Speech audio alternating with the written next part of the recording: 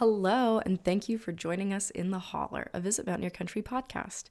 My name is Rachel, and as always, we have a great episode lined up for you today. Our guest is going to talk about a major event coming to our area and tell us about a treasure hunt in your own backyard that you may not have even known was there. Summer's upon us in Mountaineer Country, which means warm weather, outdoor activities, and an excuse to buy as many sweet treats as your heart desires. Does anyone else feel like as soon as the sun comes out again, they can't help but spend money on sugary iced coffees and frozen treats? Or is that just me? Either way, Mountaineer Country has plenty of events to attend and local businesses to support all summer long. To learn more about what's happening in our area, follow us on social media at Visit Mountaineer Country or check out visitmountaineercountry.com.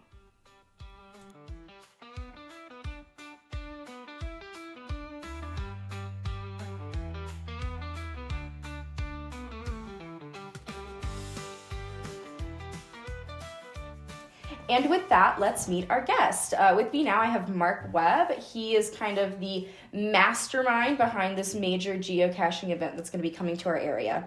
I'll explain more about what that is, but before that, I want to get to know a little bit more about you. So, Mark, thank you so much for coming on the Holler. Absolutely. Thanks for having me. So tell us a little bit about yourself. Absolutely. So I'm a West Virginia native, grew up in Fairmont, graduated 2 times from WVU, and I live here in Morgantown. I love everything about West Virginia. I love traveling, all the cool destinations, especially everything that we have here in Mountaineer Country. So I'm really, into tourism, love traveling, seeing new areas, but more importantly, showcasing to other people and kind of being a tour guide for what we have here in Morgantown. So I started geocaching in 2009. So I've been playing for, 16 years now? I'll do the quick math, but with that, I've traveled to 41 different states to find geocaches and attended, I would say like 20 big scale geocaching events. So it's a really fun community, really great hobby to get you outside. So I'm excited to bring that to North Central West Virginia. Yeah, that's really exciting. Well, I grew up in southern West Virginia, in Princeton, West Virginia, and I knew about geocaching growing up because my grandma was really into it. It was like an activity we could do together after school. So I was probably like 9 or 10 years old when we got really into it, and then did it like casually, maybe off and on. It wasn't like something we were actively pursuing. And then when I got into high school and could drive, got really into it again because in Princeton at the time, there wasn't a whole lot going on, and so that was a little more engaging than just like sitting in the Walmart parking lot after school, which is also a great activity for high schoolers in southern rural West Virginia. So I hadn't really thought about it until we met, and I heard about this GeoWoodstock event that was coming, and I'll be honest, I did not realize that geocaching was still so popular. So I'm just curious, how did you get started in geocaching? Yeah, so a very similar experience to you. I was 8 whenever my parents kind of found out about geocaching, checking out like a local Parks and Rec site, and they saw that there was geocaches in like the parks where we had baseball games and soccer games like every weekend. So it's like, how is this right under our nose and we never even knew there was this treasure hunt in our own backyard? So we, geocached together as a family for a few years, and then I really took hold of it and really, really enjoyed it. So I was begging anyone that would take me out to go explore new places. My parents, my grandparents, my friends, my neighbors, anyone who wanted to go on an adventure with me. I was, asking to go find some geocaches. So once I hit high school and got my driver's license, then it was, all systems go. I've been traveling and driving around ever since. Nice. And maybe for our listeners that aren't familiar, I would not want to assume everybody knows what geocaching is. So could you just give us like a 30-second overview of what geocaching is? Yeah, absolutely. So geocaching is a 21st century treasure hunt played by people all over the world using GPS-enabled devices. So, back in the day, it was you had to have a handheld GPS, but now everything's done through an app on your phone. So people hide little containers in points of interest, so think like parks, rail trails, places like that, that are cool to visit. So there's little containers. They mark the location with the coordinates and list those online, and then challenge other people to go find them. So you pull the cache page up on your app, you go to the location, you find the container, you sign your name. Sometimes there's little trinkets that you can trade. The idea is if you take something out of the container, you put something back in, and then you re-hide it in the same exact spot for the next person to find it. So think kind of like Pirates of the Caribbean's Goonies, but modern day and all over the world. Nice. So is it fair to assume you've found thousands of caches? In the past 16 years, I've found 16,000 geocaches. Okay. Yeah. So you're like into it. Oh yeah, I'm obsessed. I guess there are worse things to be obsessed with. Yeah.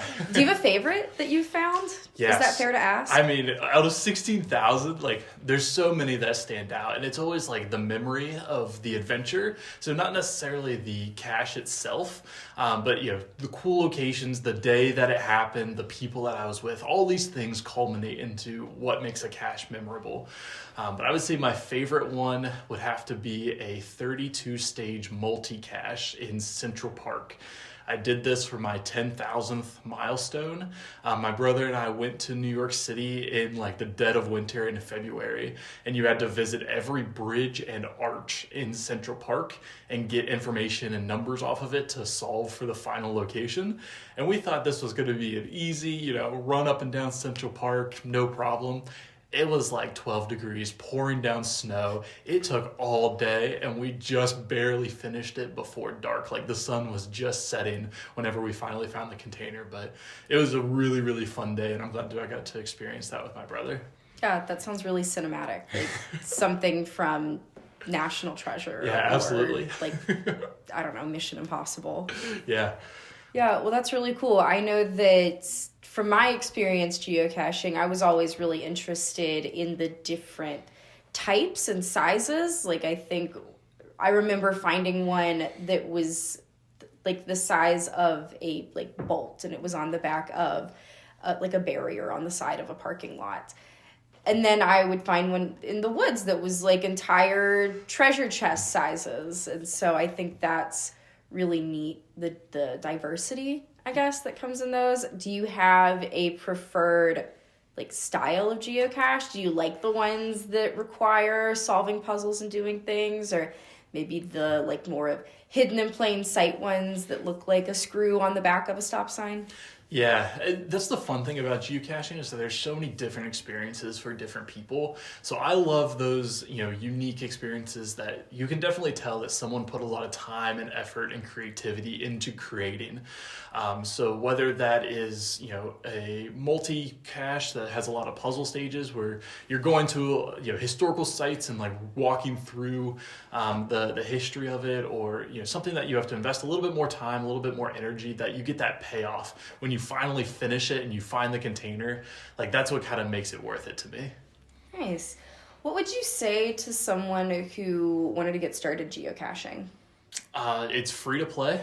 There's a million places right in your own backyard that I can guarantee you haven't taken the time to explore. And even if you did know they existed, you haven't taken the time to fully appreciate. The awesome thing about geocaching is that it takes you to places that you wouldn't have otherwise explored. It makes you read the historical plaques that you might have not have realized were there, or just discover the nuances in the everyday. So it's free to play. All you have to do is download the app, create an account, and then all the pins on the map will show up. So all you have to do is you download the app and get your sense of adventure and get out there. Nice.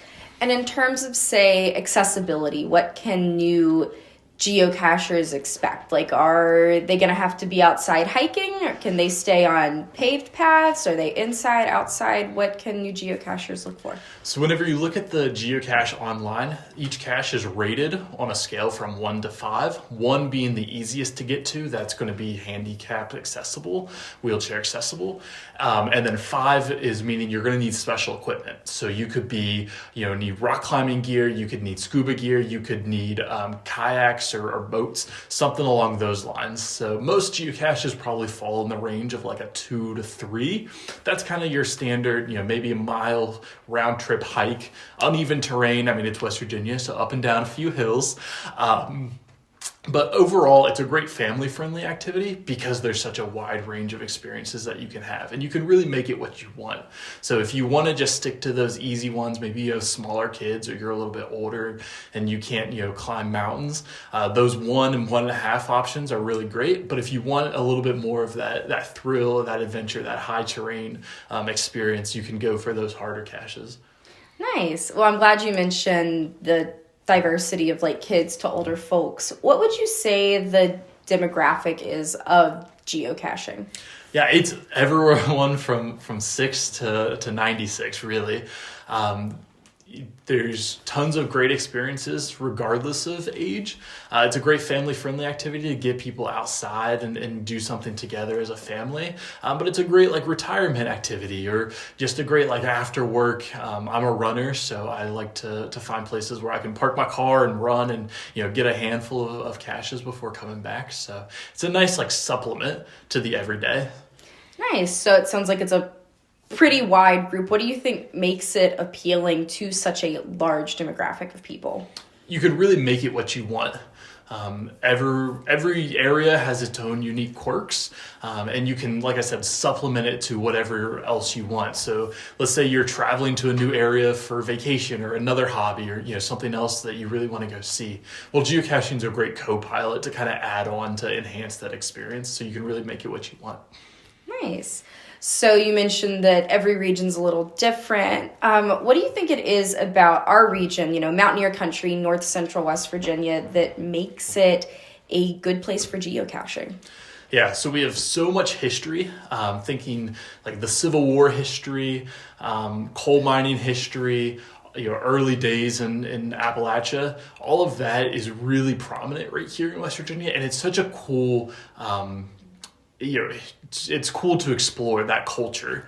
And then you expand and think about the scenic beauty. So you have Cooper's Rock. You have some of the local businesses and, lore and legends of the area. And thinking too, greater scale of West Virginia, you have the newest national park, the Maneuver Gorge. You have the Mothman, you have Harper's Ferry, you have the Greenbrier Bunker. There's so many facets and unique history here in West Virginia that it's a great place to visit regardless. But geocaching kind of acts as a tour guide and shows you these out of the way locations, or gives a new perspectives to some of these big tourist attractions too. Nice. Well, is there any events or anything like that coming up that would sort of cement West Virginia, specifically North Central West Virginia's place as a mecca for geocaching? Yeah, absolutely. So in Memorial Day weekend, May 22nd through the 25th, we are going to be the proud host of GeoWoodstock, which is the annual conference for the game of geocaching. So this is the 21st event in this series. And we're really, really proud to host it right here in Morgantown at Milan Park, because this is going to be the second largest geocaching event ever in America and the third largest ever in North America. So we're expecting over 5,500 people from all 50 states and 23 different countries to join us here in Mountaineer Country to experience everything that makes this region so unique. This event, and really any large-scale geocaching event, has never happened in West Virginia. So one of the things that we've heard a lot whenever we initially launched that we're bringing the event to the Mountain State is the idea of that I've never been to West Virginia. I've never experienced West Virginia. I've never spent the time to actually stay a weekend. I've passed through West Virginia, and whenever they say that, they mean the panhandles of Martinsburg or Wheeling. So we're really excited to bring people right to the core of West Virginia and give them a good launching off point to explore everything that makes this place home. Nice. So what can local businesses and residents expect during this event? Yeah, so like I said, GeoWoodstock is that weekend of Memorial Day, but we're really inviting guests in to spend the full week. So we want people to, enjoy what they want to enjoy, see the things that they want to see before or after coming into Morgantown. So expect to see a lot of people that probably don't know our country roads as well as we do. So So a lot of out-of-state traffic, a lot of out-of-state plates. But this is going to be huge for tourism and all of our tourism partners in the region because this is a whole new audience that wants to immerse themselves in Appalachian culture. They want to see what the area has to offer. So we've been doing so much promotion about here's the local places to eat, here's all the local shopping places, here's the recreational opportunities that you can't miss while you're in the area. So we're definitely excited to have all of our tourism partners welcome in this unique group of people. And one thing about geocachers is they love to talk. They love to tell stories. They love to tell you where they're from. So I'm sure you'll know they're here for the event, and they'll love to hear everything that they have, or that these local businesses and recreational opportunities have happening at their respective areas. Nice. I know that, I would say WVU football is probably the biggest tourism driving event that we see, an influx of visitors in the area. But for football games, people pretty much come into town, they're going to the stadium, they might stop and get food along the way, but for the most part, they are camped out in the parking lot for the duration of the day. So people kind of know what to expect from those visitors. What might these geocaching visitors be doing in our area? Yeah, so all these geocaches are listed on the map. So in our Mountaineer Country, we have about 3,000 local geocaches here in north central West Virginia. So these are just small little containers, usually tucked away in out of the way places or hidden spots. But for this event specifically, we're placing geocaches at these local businesses to try to drive traffic and showcase really what makes this place so unique. So our local businesses can expect people visiting their store or their location, spending a few minutes finding the geocache. We're encouraging people to go inside, check out the local whatever's happening there, and then head out to the next spot. So expect a pretty good rotation of people that are going to come spend 5, 10, 15 to 30 minutes at each location and then head on to the next. So a lot of turnover, a lot of crowds, especially towards those like peak hours in the towards that Friday, Saturday kind of midday. But really the whole week you'll be ramping up, and there's be a lot of people out and a lot of people traveling. Nice. That's really exciting. Is there any way that locals can participate or get involved or even just observe GeoWoodstock if they're not all in on attending the event?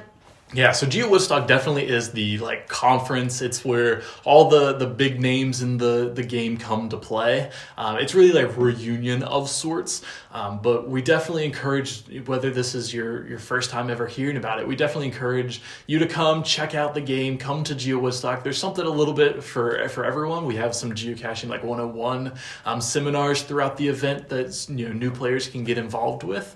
But we're putting a ton of energy into hiding new geocaches here in Morgantown that everyone's going to get to experience. So even if you're maybe listening to this after GeoWoodstock, or you don't want to take part in the main weekend or the big crowds, these experiences are going to stay on the map for the next year or two at least. So lots of cool geocaches out to be found. So all you have to do is download the app, and all of them will pop up on the map, and you just pick which destination you want to go to, and you can get started. Nice. Well, I know you have put a lot of work into this event, not just the organizing of it, but even just bringing it here. Could you just talk briefly about what that process looked like? Yeah, so GeoWoodstock is an annual event where you have to submit a bid to the committee to host. And traditionally, this event is held in small communities across the country. So last year, we were in Flagstaff, Arizona. The year before that, we were in Owensboro, Kentucky.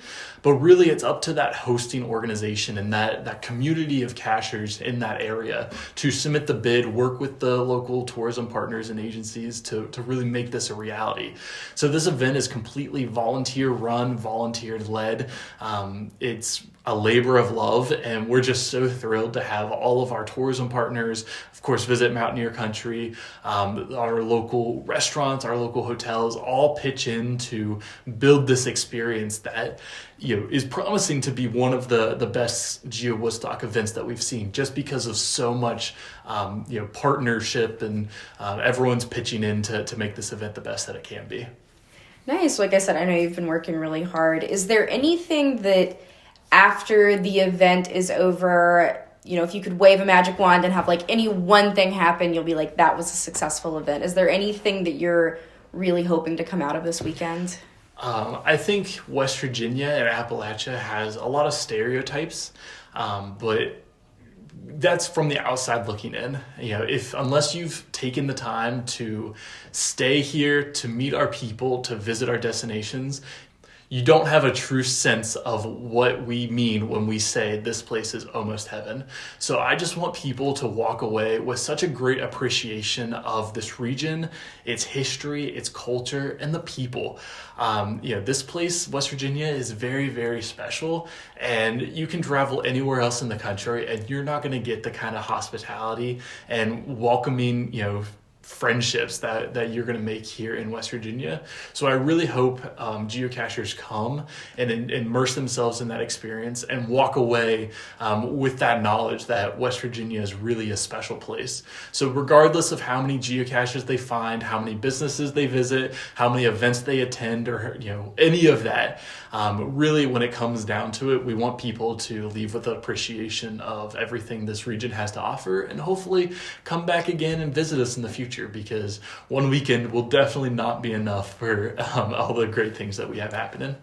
Yeah, well, I know I really appreciate your passion both for geocaching and for Appalachia and showing people that we have some really cool things here in Mountaineer Country. Well, Mark, thank you so much for coming on the show. I really appreciate your time today, and I know that I'm really looking forward to this event. Absolutely. It's promising to be a good one. So thank you all for the support and the help, and of course all of our tourism partners for being awesome partners and allowing us to do some of our crazy ideas that we're cooking up.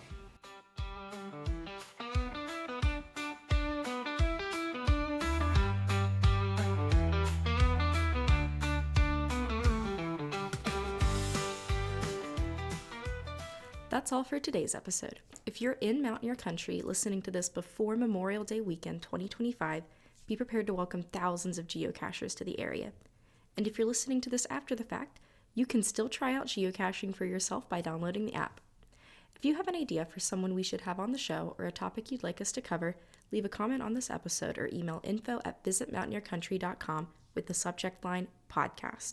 To learn more about Visit Mountaineer Country, head to visitmountaineercountry.com or follow us on social media @Visit Mountaineer Country. Thanks again for joining us. We'll holler at you next time.